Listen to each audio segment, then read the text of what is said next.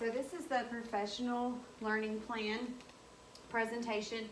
This is for IL 614, an intern and professional development class. So today we're going to be talking about our PLCs. The area of focus that we've chosen for our PLC at Margaret Elementary is math fact fluency.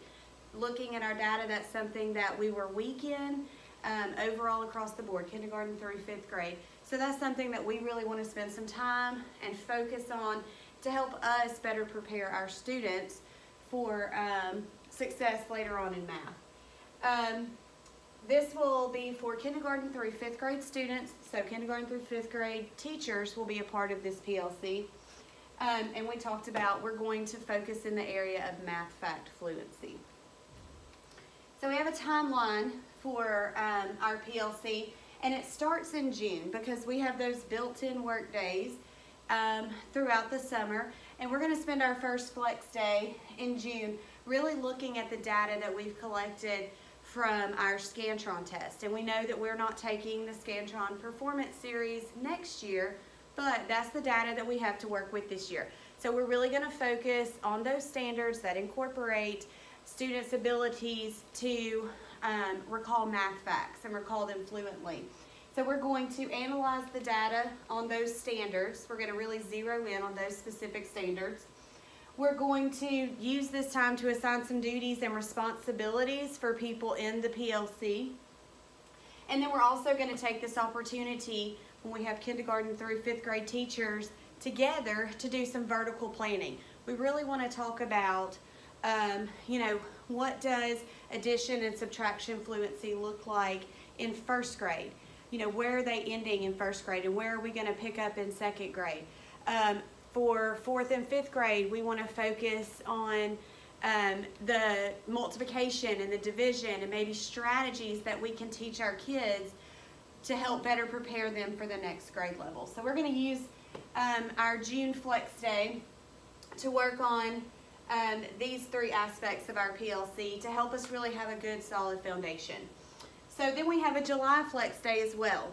Once we've established what standards we really need to work on, once we've assigned duties and we've done that planning where we've talked to teachers in grade levels above and below us, we're going to share some ideas. Okay, so we've had a month to kind of think about some ways that we can incorporate fact fluency practice in our classrooms. Maybe it's in number talks, maybe it's in stations, maybe it's an idea for homework practice, maybe some websites that we can utilize. So we're going to share these ideas that we've come up with. And then we're also going to use this opportunity as a make and take, because we know that sometimes we go to PD and we just sit there and we're just given all this information. Sometimes it's a little overwhelming. So we're going to use this opportunity to also make and take stuff. If we are going to focus on incorporating fact fluency in centers, then let's make some things that we can actually leave with and incorporate in our centers when we get back to class when our students come in August. If we want to talk about how we're going to assess students, then maybe we can go ahead and start creating those assessments in the summer, and that's one less thing that we have to do when school starts. Okay? So in July, we want to share ideas, and we also want to provide teachers with the make and take opportunities. In August, we have a few days before the students come in August, and we're going to use that time to kind of review.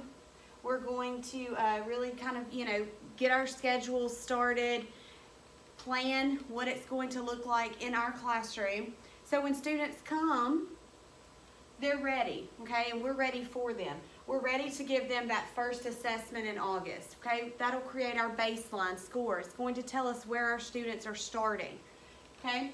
Then we're going to take that data from that assessment, and in our first August data meeting, we're going to look at it, and we're going to identify the students that are in the greatest need. And then we're going to identify students that are really close to benchmarking. And then we're also going to look at our students that have already benchmarked, because there will be a few in August that are already fluently adding and subtracting, okay? But then we also need to make a plan for them too. So once we have identified our students and we've kind of grouped them off, into these 3 groups, then we're going to work together and make a plan for each group, okay? The end of each 9 weeks is another part of our timeline. At the end of each 9 weeks, students are going to take the Howard County Fact Fluency Assessment. That's something that, you know, our school system has adopted. We use the Howard County Pacing Guide for fact fluency, and we're going to give them the 4th quarter end of the year assessment each time. So that way we are comparing like data. Okay, so we want to make sure each time students are taking the same test, and then we can chart their progress.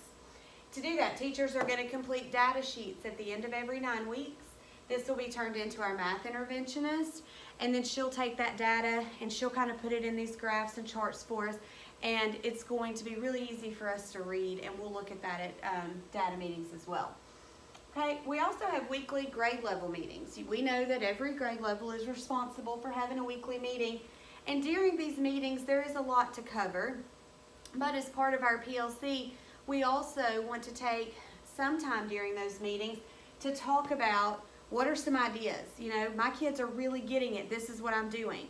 And then we also might have teachers that are saying, you know what, my kids are really struggling on these weekly tests, what are you doing? You know, I want to incorporate that in my classroom. Is it a math game? Is it a math website that you're using? What resources are you using? So we really want to take some time in our weekly meetings to share our successes and what's responsible for that success. And we're looking at the weekly test and the extra practice. Okay, so weekly fact fluency test, and then if there's any extra practice that we're sending home or providing in class, we want to share that with our other grade level teachers. Okay? Part of the PLC is having assigned responsibilities. Every member of the PLC has responsibilities. Our overall goal at the top of our chart is student achievement, because that is the goal of every PLC. We want students to be successful. In our case, we want students to add and subtract and multiply and divide fluently. So in order to meet our student achievement goal, it starts with administrators, and administrators are really the ones that are going to provide the support for us teachers, and that might be support by coming to the meetings, maybe giving recommendations of things they've seen in other classrooms, sharing experiences. It might be providing professional development or opportunities for professional development in the areas that we're looking at in our PLC.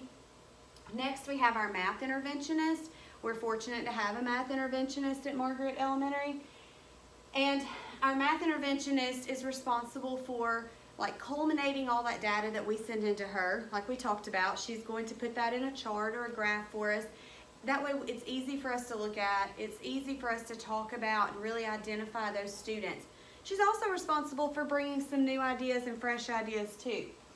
Then we have our lead teachers. Every grade has a lead teacher. The lead teacher's responsibility for these is really to kind of get an agenda together to make sure that we stay on track.